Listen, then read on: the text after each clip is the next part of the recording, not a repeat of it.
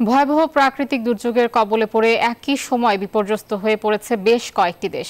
৬৮ বছরের মধ্যে ভয়াবহ বন্যার কবলে ভারতের ত্রিপুরা রাজ্য।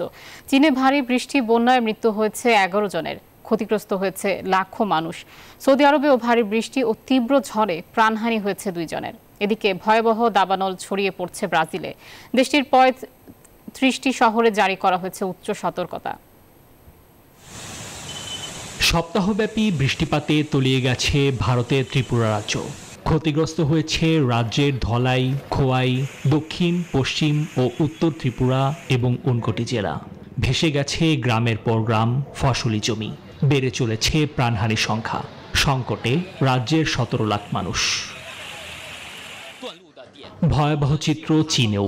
টানা কয়েকদিন ধরে ভারী বৃষ্টিপাতে বিভিন্ন অঞ্চল বন্যা কবলিত হয়ে পানিবন্দী ও ক্ষতিগ্রস্ত হয়েছেন লাখো মানুষ। বেশ কয়েকজনের মরদেহ এরই মধ্যে উদ্ধার করা হয়েছে। নিখোঁজ রয়েছেন অনেকেই। মাইক্রোফাইবার কটনের তৈরি ক্লিন মপ, যা ঘরের ফ্লোরকে করে ঝকঝকে পরিষ্কার। ক্লিন ফ্লোর মপ, সহজেই পরিষ্কার। ভারী বৃষ্টি ও তীব্র ঝড়ের কবলে পড়েছে সৌদি আরবও।